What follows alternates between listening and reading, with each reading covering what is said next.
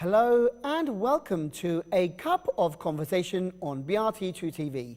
My name is Jan Ghazi, and this week in the studio I have two very lovely ladies, two old friends of mine, joining me in the studio this week talking about a very important event coming up in the very near future. In fact, we are talking about Halloween and a very special party raising money for two local cancer charities. We've got the Help Those with Cancer Association, or Tulips, and also raising money for KAV, which is the Cancer Research Foundation. And the ladies in the studio are Maria Chappell and Ersin Öztoycan. So first of all, ladies, welcome to the programme. Love to see you It's again. great to see you again. Thanks, Maria, for joining us once again in the studio. And actually, Ersin, we've known each other for quite a long time. And I've interviewed you before on previous programmes where I was out and about, but I think this is the first time you've actually been on my programme here in the studio, isn't it? Yes, it is. I mean, you've interviewed me for, I think, on radio for the Yeah. dyslexia side of things, but I've never been in the studio live with you, no. Well, thank you very much for coming today and joining us. I know you are a very busy lady. Both of you are very busy in your own respective ways. And in fact, let's introduce you first to our viewers. For those who don't know about you, Maria, let's start with you because you are a very, very active lady when it comes to supporting various causes and charities here, including cancer charities and the animals, street animals on North Cyprus. How long have you been living here in North Cyprus with your husband, Victor? We've been living here just over 9 years now. 9 years. And you've been involved with charities. I mean, I know you came before talking about various charity events. What got you involved with cancer charities and also animal charities? I think it's very important to support the cancer charities because cancer affects so many people. And the animal charities, I just feel that there's so many dogs on the streets and somebody needs to sort of be their voice and, you know, and feed them and nurture them, you know, because a dog is a man's best friend, isn't it, you know. So, and I enjoy fundraising, I enjoy giving to charities, you know, doing what I can.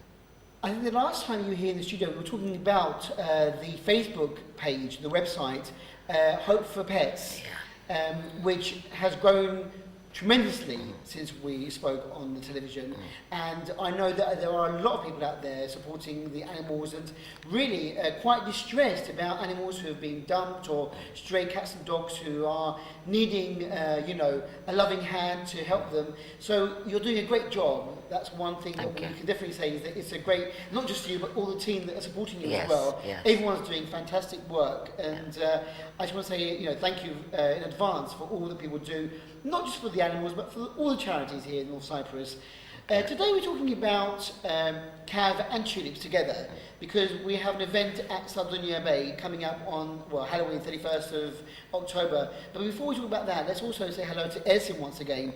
Now, as you mentioned before, Ersin, I've interviewed you many times in the capacity of talking about dyslexia, which is very close to your heart. As a child growing up in the UK, you were not originally diagnosed as dyslexic until later on in life, wasn't it? Until my own children were diagnosed, actually. I only discovered that the difficulties that I was experiencing at school was a result of me being dyslexic too, but that only came to light when my own children were diagnosed with dyslexia, yes. And you are now, you know, are you the founding member, should we say, of the Dyslexia Association? Yeah, I'm the founding member and chairperson of the Dyslexia Association, which was established in 2011. Mainly to raise awareness of dyslexia on the island, because at the time there was no understanding and no awareness of dyslexia in the Turkish language. And may that be even in Turkey at that time, there was very little understanding of dyslexia. But quite, you know, shall I say, not random or coincidentally, because of your children's difficulties, that found you to diagnose it yourself and then to get help, and then here you are now, down the line, really doing wonderful work in this field. However, again, you're both busy ladies, and today we're talking about something completely different, because even though you've written a book about your life, My File, My Life, and talking about your dyslexia, you've actually also, unfortunately, had a battle with cancer. Yeah, in 2005 I was diagnosed with non-Hodgkin's lymphoma, which is a cancer of the lymphatic system. It's a low-grade cancer, but it's what they say, it's not treatable, it's manageable. So I have treatment periodically. and which is, some people think of cancer as a curse, as something to be afraid of, which is understandable when you think of it. But for me, it's been a blessing in some senses as well. It's led me to do different things. You mentioned the book. Although, you know, I'm dyslexic, I never thought that I would ever be able to write a book. But after I was diagnosed with cancer, with all those emotions and feelings, I sat down and started writing. And the reason I started writing was not because I wanted to have a book. It was because I wanted to leave something to my children in the event that I would no longer be around. And the book has been quite successful. It's been well received by a lot of people, because it's from the heart. It's just me pouring my heart out into a book. And that has now led me to want to get into motivational speaking and inspirational speaking, to try and share my story with other people, because I believe that's a great way of raising awareness of a particular issue. And in this sense, it just happens to be cancer, but it can also be dyslexia and other issues that come to light. It's always not, I personally believe it's always nice to hear a personal story from somebody else that's affected by it, and how they've coped and what kind of, you know, things they've done to overcome or deal with the issues that they have. And when you hear a personal story, it does raise awareness. It is actually an amazing success story of yours, because you know you have a busy life with your children and grandchildren now as well, and you know you're a very devoted, caring person in the community. But you found time to write a book. You are now a motivational speaker. You know, you could. I mean, could you ever imagine years ago that you'd be writing a book and speaking in public in front of you know the crowds? No, not at all. I mean, last year, was it, when we first met with Maria, I gave a talk about my book at one of the functions that Maria had organised to raise funds for KAV at that time. And it was so well received. You know, I was like, wow, you know, they really did enjoy my speech. So I thought I need to develop my skills to be able to do this on a more professional level. And that's when I started to research on how I could improve my public speaking skills. And I discovered Toastmasters, which is an international educational organisation that helps people develop their public speaking, communication and leadership skills. And you give speeches in front of the club members, and at the end of the evening you can be voted Speaker of the Evening. And I, fortunately enough, I was voted Speaker of the Evening on 3 consecutive occasions, which was a real boost for my, you know, morale, and made me think, wow, then I can do this. You know, it's not just actually having the confidence to actually stand up and speak in front of people. You also need to be able to prepare that speech and deliver it in a way that it's going to reach people. And I was quite happy that I was able to do that. So it's given me more encouragement to continue. So actually this has become like your forte in a way, because you know, as you just said quite rightly, it's not just overcoming your fear of speaking in public, but you've got to do it in such a way to grab people's attention, to be a good speaker, to deliver what's the message you want to give across to the people. And that's why I'm sure you know, Maria is very pleased that you've accepted the your invitation to speak again at the event coming up on the 31st of October. So you know, thank you very much for agreeing to that invitation. Just out of interest, your talks you know, are very, very you know, interesting. The book is very, very interesting. I've had the pleasure of reading the book when you first published it. When was it actually released first? How many years has it been? 2008, I believe it was It's released. been that long. I remember you came to the studio when you first released it, and we chatted. I wanted to have it actually translated in Turkish, and I have had it translated in Turkish, but I haven't really published it because, I don't know, I feel as though it doesn't give the same meaning as when it is in English. So I don't know. But if you get the chance, and you will get the chance, we'll tell you how to get the book, Ersin's My File, My Life.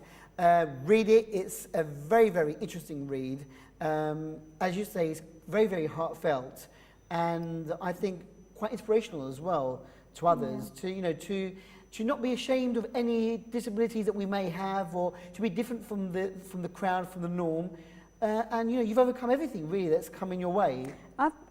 I'm quite open with all of, not my personal life, but you know, dyslexia. I'm not ashamed to say that I'm dyslexic or that my children are dyslexic, or we have difficulties in reading or spelling or whatever. That's just a different way of dealing with things. Some people are more personal and they don't like to share it. But I believe that by sharing my experiences, I'm providing information to other people who may be experiencing the same difficulties. And the more you speak out, the more awareness you raise. And in this sense, I'm going to be sharing my own experiences with cancer at this event on the 31st. And I think that if I can attract people to come to that event and even buy the book, because all the funds will be going to both organisations, but you know, it's attracting people to, you know, attend and listen to the stories, and maybe they'll be able to take something away with them from my own experiences. I'm sure they will. I'm sure they will take something very important away with them. Maria, is that the reason why you invited Ersin back again to speak at this function of yours? Because she's such a warm and very intelligent and very articulate person that, you know, she will probably, you know, attract the crowds and maybe, you know, boost interest in what you're doing. Well, I did notice last year, it was this time last year that we had an event for KAV, Cancer Research, and everyone was engrossed in listening. Everybody wanted to listen, you know. And after, they came up to me and said, where's the book? You know, what a wonderful speech you gave, you know. And I thought, well, I'll contact her and see if she's willing to do it again this year. And she said yes. She is, yes, thankfully. Quite nicely, yes. she's agreed. Yes. Now, Maria, as I said before, we've chatted about various topics of interest of yours, including the animals, and back to KAV again and the cancer. So, how did this event come about? I mean, you know, it's Halloween on the 31st of October, something that we are increasingly celebrating here in North Cyprus. Not really something that's always on the forefront of our minds here, but now year by year, with more people getting involved with celebrations like this, more schools also, you know, celebrating. The interest in Halloween is quite big. How did this idea come about of, you know, holding a party for both cancer charities? Well, Ersin got in touch with me from the KAV Cancer Research and asked me if we were going to do an event this year. Last year I did it with Christine Ford, but her husband's been very unwell and my husband's been very unwell, and Vic had a triple bypass, and then Ersin contacted me and said that her husband had just had a triple bypass straight after Vic, you know, at the same time. So we do have a lot in common because I'm not very good at spelling. And I think maybe I should have been diagnosed with dyslexia many years ago when I was a child. Oh, yes. You are very similar in a way. And I want to say, before we move on, get well soon to both your husbands. Thank you. We've been following your husband's progress via Facebook and via the press who've been, there has been a charity event raising money in part for your husband as well. So get well soon to Victor, and also to your husband as well, Ersin. So when Ersin asked me first if I would do an event for them, I thought I didn't have enough time, you know, and I wouldn't be able to do this.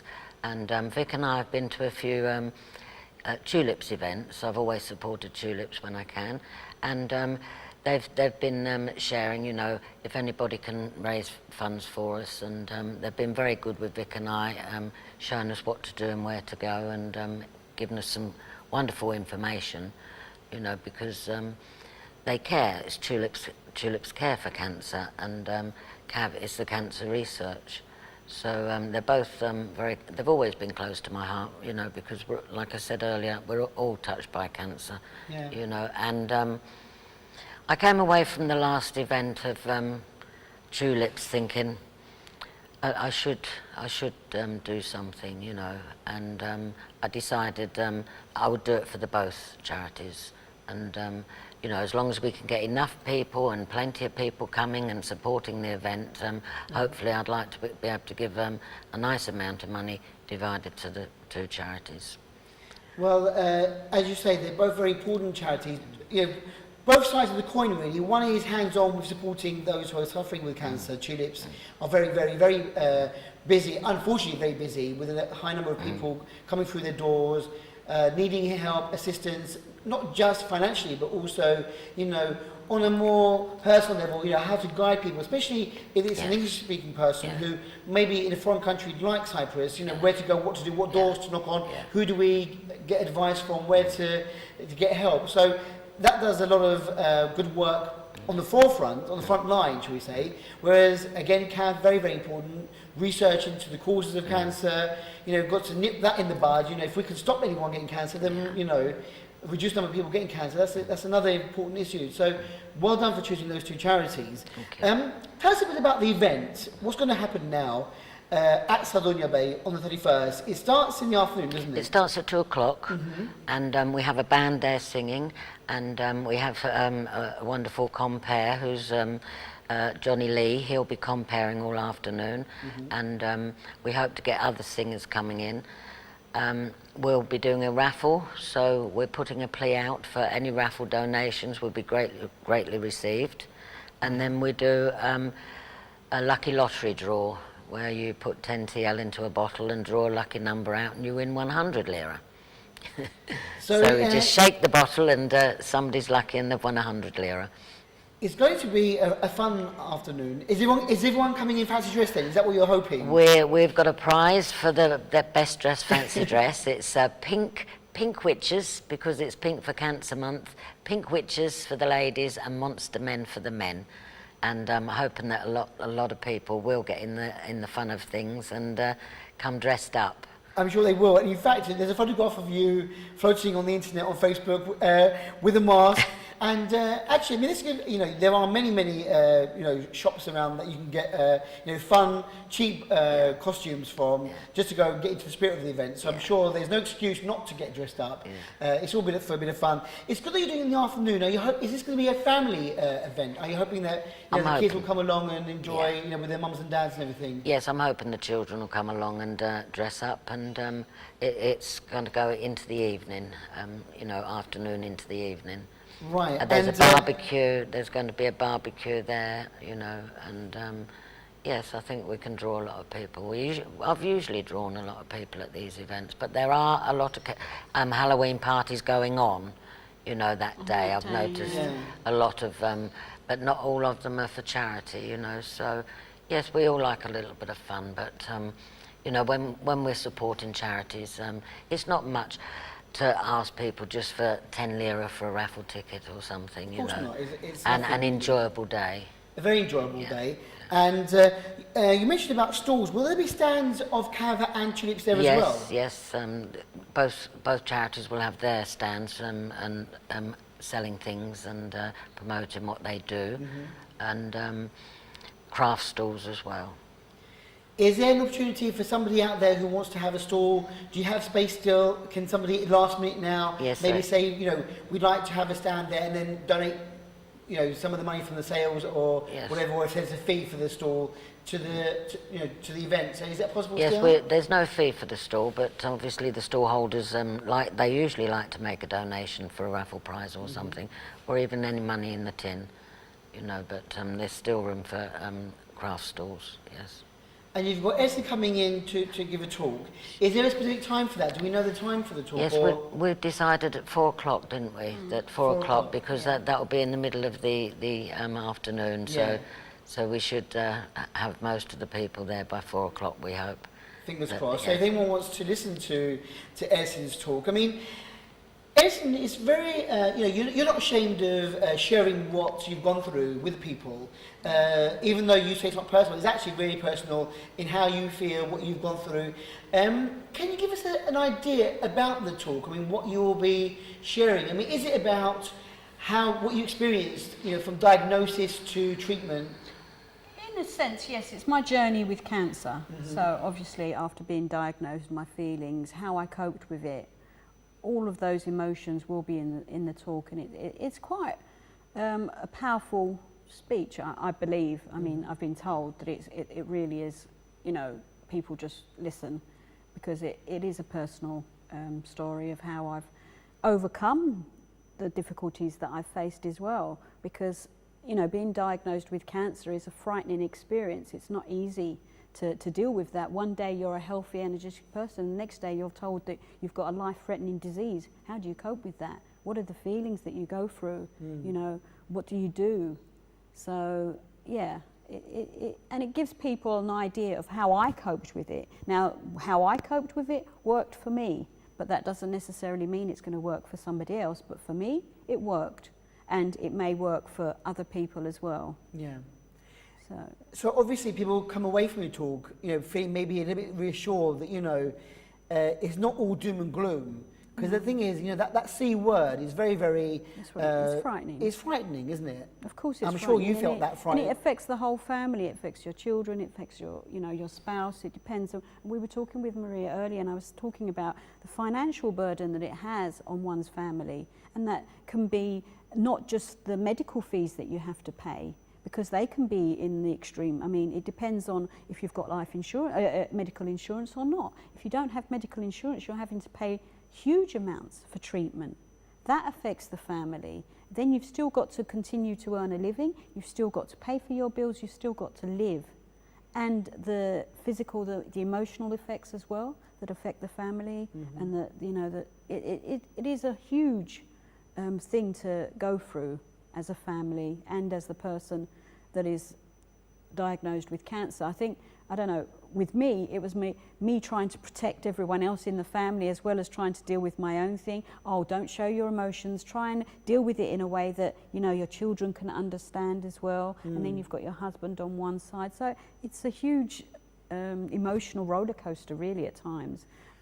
But then that's probably the mother instinct in you to think about your family before yourself. I mean, you know, there you are thinking, you know, I've been diagnosed with this life-threatening disease, but I don't want to affect my children and my husband. Although but, you know, I'm quite open with I've always been open with my children. I've always tried to tell them the way it is, the truth. I don't like to hide things under a blanket and pretend that everything's okay. And, you know, whatever's there is there, and we'll handle it in the best way we can. If I'm going to cry, I'll cry in front of my children, and I'll say I'm having a bad day today. You know, I'll be fine tomorrow, but today I'm not really in a good, you know, way.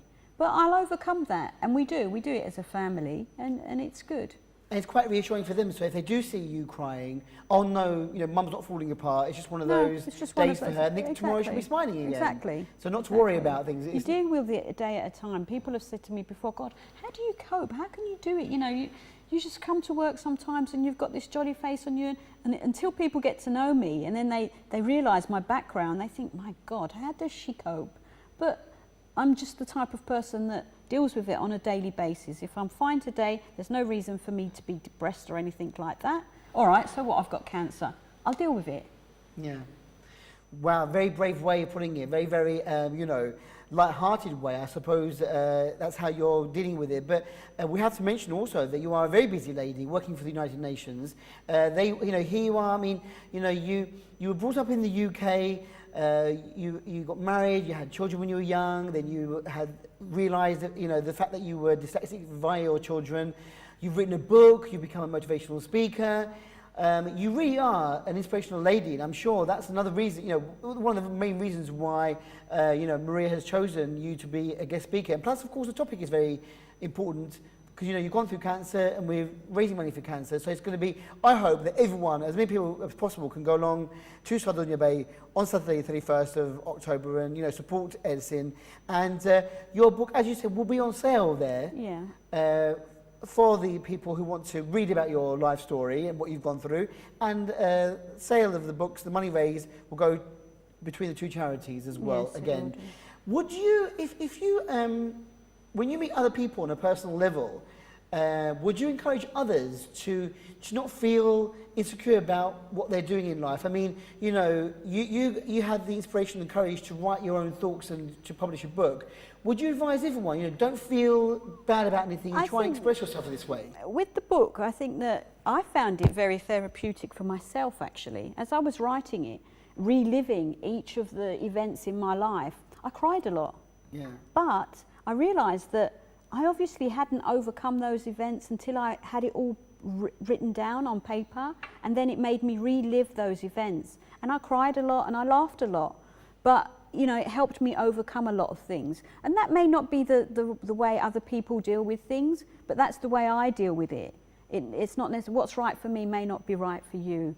But I hope that from what in my talk, people will be able to take something away. Whether or not they do exactly what I did or deal with it in the way that I did may be different for them. But for me, it works, and that's the way I deal with things. And, you know, I don't want to say too much because then I'm going to be talking about my talk, and I don't want to go into all of that. But, you know, like I say, people deal with difficult times in different ways. And you should take that into consideration. I respect everybody's opinion on how they want to deal with things. What may be right for me may not be right for you. Yeah. But it's nice to hear someone else going through a similar thing and then realising, oh wow, you know, maybe I should try some of that. It may work for me. It is, you know, something that is close to your heart, and you are now very, you know, skilled in reaching to the public. So I'm sure it's going to be a fantastic talk that, again, is part of a very, very important day, raising money and awareness for KAV and for Tulips, two very different cancer charities here in the TRNC. The event is open to everyone. As you say, it starts at 2. It will go on until whenever, whenever people start, you know, filtering away. But hopefully it will carry on for a good while. Is there anything that we can do now to support before the event? I mean, are you looking for any more volunteers? Are you looking for any more people to maybe perform on the day? Or we are, yes. Anybody can phone me up with suggestions, because if it can't actually be used on this day, it can always be used on another event. You know, so you're always thinking ahead, aren't you? Always thinking many more events. Many more. Yes, yes, because we need the events. Tulips were saying they need the money coming in, you know, and cancer research need the money coming in, you know, and it's the generosity of the public that so kindly attend the events and put their hands in their pockets, you know. And it is usually the same sort of crowd, isn't it, of people who are very, very sensitive to the issues and come and support you at your events. I mean, I know that the first time you got involved with the KAV was when I think you were introduced to the coffee mornings. Yes, the coffee mornings and that that's KAV how do. you heard about Yes. KAV. I mean, and again, we highlighted that, you know, Tulips is quite in the forefront, or was at that time, the forefront of everyone's mind, but KAV was a little bit behind that. But now I think both cancer charities are quite, you know, everyone knows about them now. In the British community, KAV are still a little bit behind, so I'm still trying to push KAV. Every time I talk to anybody, you know, and Tulips is mentioned, I always, you know, put a little plug in for KAV, you know, because it's always been like that for me, because very few English people are still aware of KAV, you know, still not aware of KAV, as they are as Tulips. Yeah. You know. And as you said, that, you know, Tulips need a lot of money every month. They have actual, you know, quite a lot of expenses going out. Yes. Due to the, you know, the high number of people, you know, diagnosed with cancer, new patient in every day. Unfortunately, it's quite, you know, a daunting task. And they do help, you know, everyone in the community. It's not just for the Turkish Cypriots, it's for everyone. Yeah. A lot of expats have gone through their doors as well. On a different note, but on a similar vein, you know, you've spoken quite publicly about, you know, Victor's health scare and what he's gone through. Have you found the health sector here very supportive to your needs as being an expatriate here? You know, are you happy with the health service here? Oh, the service has been wonderful, because Vic spent a lot of time in the state hospital here, and we thought the treatment there was wonderful. You know, although we had to pay for it as being expats, Vic actually had in 4 weeks, he had 5 heart attacks, and he was in 3 different intensive care units. Cardiology, oncology, and the one at the colon hospital after he had the triple bypass, you know. And while he was in the hospital, of course, they detected the cancer. So he's got strong now after the triple bypass, that the next road will be to fight the cancer. And it's been lovely to listen to Ersin again this morning, to realise that she's such an inspiration to so many people, you know, and just knowing that cancer isn't a death sentence, you know, people can survive cancer, and you know, we have got the long road to travel with the chemotherapy and the operations if they can remove the cancer, and the chemotherapy and the radiotherapy. And Tulips have come and had meetings with us and explained everything to us, because it's quite frightening when you first hear it, you know. And Vic's very determined. He's going to fight this because he didn't survive the triple bypass, not to fight the cancer. And I think, you know, the state of mind is important, you know. And if you can be positive, and if you can meet people like Ersin who have survived, you know, and give you that something to hang on to, that yes, I'm going to fight this. Because last year, just before the KAV do I did last year, the event, I had been home twice and spent a lot of time with my very dear friend who died of cancer, you know, and I was with her right till the very end, and spoke at her funeral because she was very close, you know, very dear to my heart. And you know, Vic's got this positive attitude, and you know, I'm behind him all the way. But having Tulips to guide us and tell us what to do and when to do it, you know, and things like this, because if they do remove the cancer, we would have to go to Turkey to have the operation in Turkey, you know, and we need the guidelines and, you know. Of course, you need guidance. to know what path to travel down. Really, I mean, where do you go from here? Yeah. I mean, a lot of people might think, oh, you know, I'm leaving, going back to the UK, for instance. But it's not necessarily. You don't have to do that if you don't want to. If you're happy with the treatment here, how would you? I mean, do you agree with Maria there in the fact that you know, Tulips does guide you, and you know, give you the options. Of course. And are you, I mean, obviously, you know, you are a walking testament, touch wood, to surviving. I mean, it isn't a death sentence, is it? And even being diagnosed here, would you ever think of like, oh, I don't want to be in Cyprus, I'd rather go to the UK? Because you could have gone back to the UK maybe for treatment. No, I didn't want to go to the UK. I wanted to stay here because my family's here. Obviously, if I went back to the UK, it's long-term treatment. That my cancer, it's supposedly not curable. So they don't say that I'm cured, but I don't have any of the symptoms. I don't have the tumour that I had before because I underwent radiotherapy. So I wouldn't have dreamt of going to England and then, you know, having my family here and having going and coming. No, I wanted to be in Cyprus. Yeah. But what I would like to say is that although, you know, we're talking about me inspiring people and sharing my story, actually, if it wasn't for your story that you were sharing, she was sharing her story about Vic's triple bypass on Facebook, where I was following her, and at the time my husband hadn't had his heart attack or anything, and I was wishing her well and everything, and then all of a sudden my husband was diagnosed with he had a heart attack and was rushed into the state hospital and then was going to be transferred to another hospital, and I immediately wrote to her and said, oh my God, my husband's going to have a triple bypass just like yours, and he's going to have it at the same hospital. How did it go with you? So she was actually providing me with help and support as well. So it just goes to show how sharing your own experiences can help other people. And this is what I'm trying to promote with my talks, by just sharing my experiences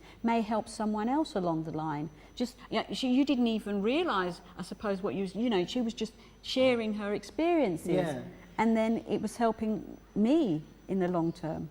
This is just one great example of how maybe social media is effective, because you might not have heard about what Maria was going through with her husband had Maria not shared it online. Exactly. Via Facebook. And I mean, you didn't have to either. I mean, you could just shut down, couldn't you, and just keep quiet. That's what I'm saying. Some and people, only their close, immediate family and friends would have known what was going on. But because you are sharing, in a way, you might not know immediately then how effective it is, but God forbid, and then, you know, if it happens to you, then you think, wow, you know, actually, you know, somebody else went through this and they coped through it, and then you can like send personal messages and say, you know, what did you do? Or I went to the hospital today and I had this, and you know, did you feel the same way? And you know, maybe just sharing and just chatting about your experiences just helps other people in a way that you can't imagine. I mean, even when we were in the hospital, there was another gentleman who came. He was, I think, around about 78 years old, and he was due to have, again, a triple bypass.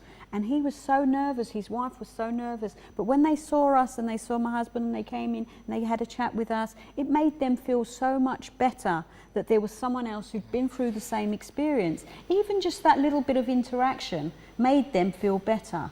And that's why I'm saying that, you know, the more you share things like this, it draws attention to it, and it can provide comfort to people that are going through similar issues.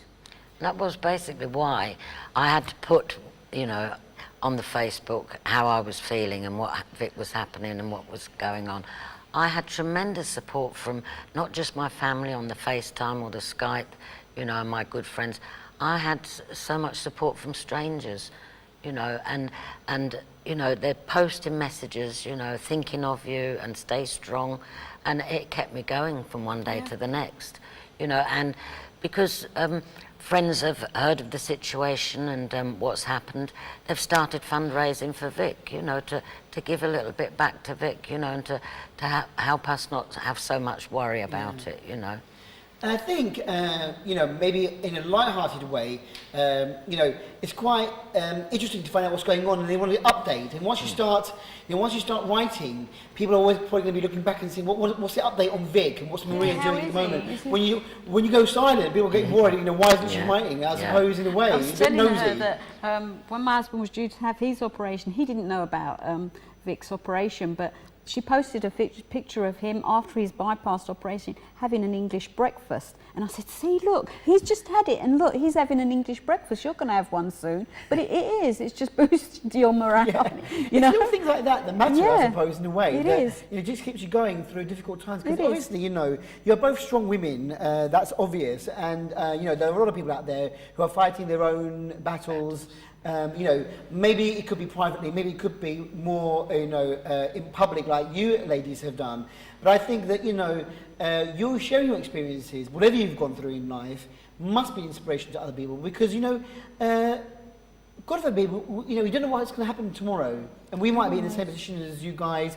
You know, what will, you know, you always say, what happened to me, what happened to me? But you never know. You know, tomorrow you might wake up and you go to doctors and get diagnosed with something. And then, you know, your world comes crashing down. But actually, when you hear about other people, you think, well, you know, the world doesn't come crashing down.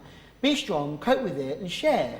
Well, I believe that, I'm a true believer that everything happens for a reason, and I truly believe that there's a lesson to be learned in every experience that we go through. And I try to learn from each of my experiences and to get the good out of that. Although you may not see what the good is, or, you know, you may be going through a really difficult time at that time, but somewhere along the line you will see the positive side of it. You just need to look for it, I think. Yeah.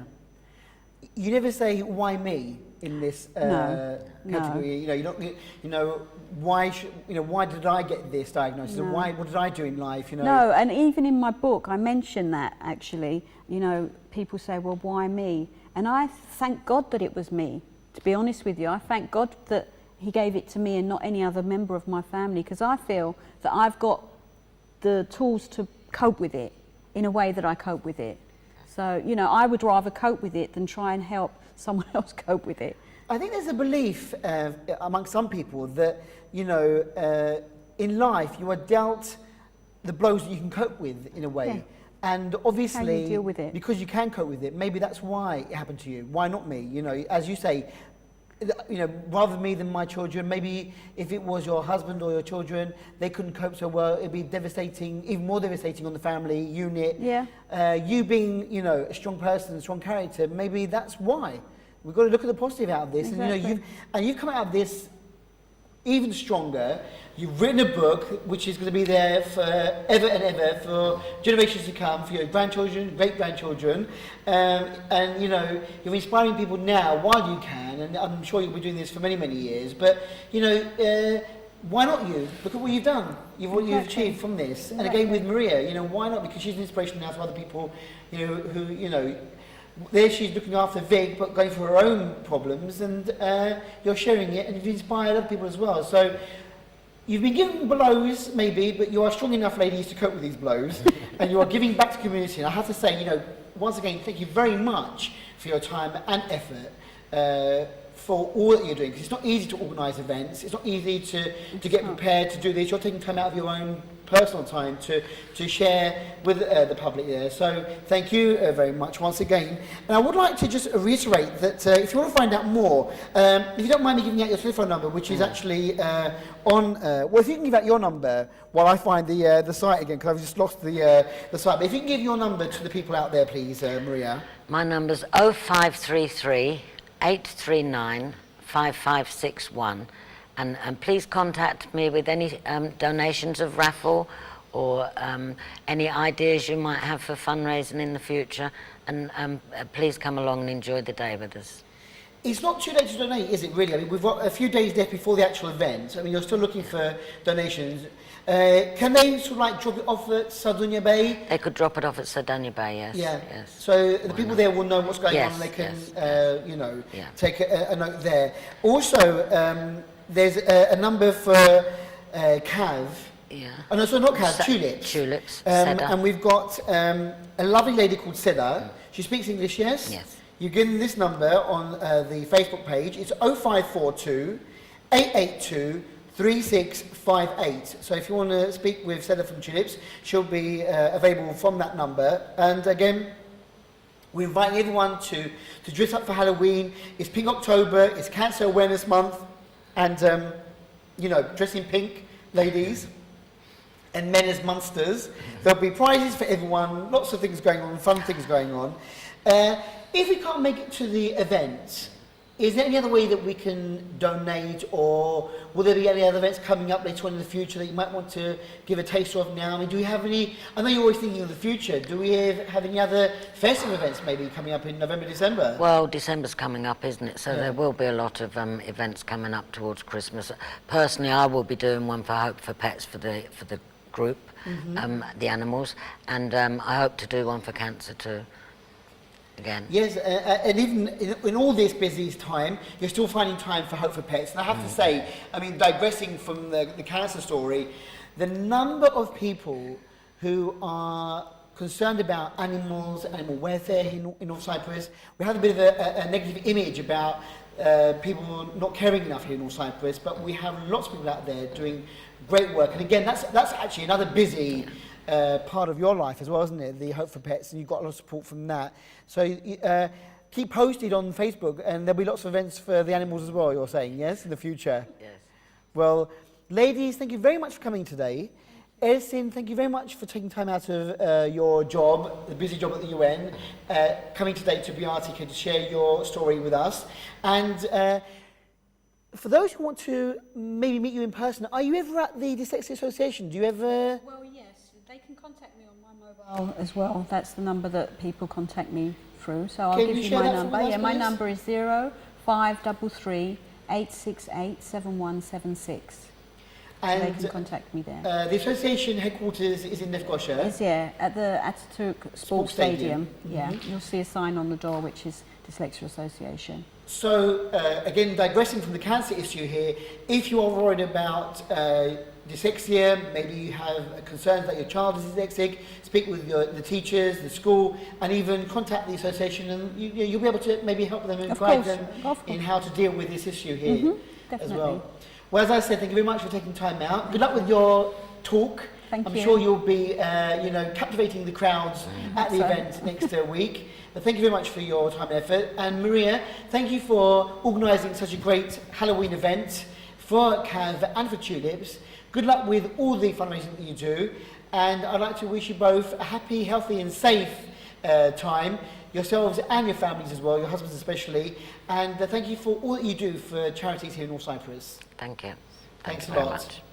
And with that, we've come to the end of this very interesting, fascinating interview with Maria Chappell and Ersin Öztoycan. Don't forget the event at Sardunia Bay next Saturday, 31st of October, starting at 2 p.m, going along into the evening. Have fun, raise a bit of awareness and money for very worthwhile causes, and meet some fantastic people who really are inspirational here in North Cyprus. Until we meet again, be safe and be with BRT. Take care. Bye-bye.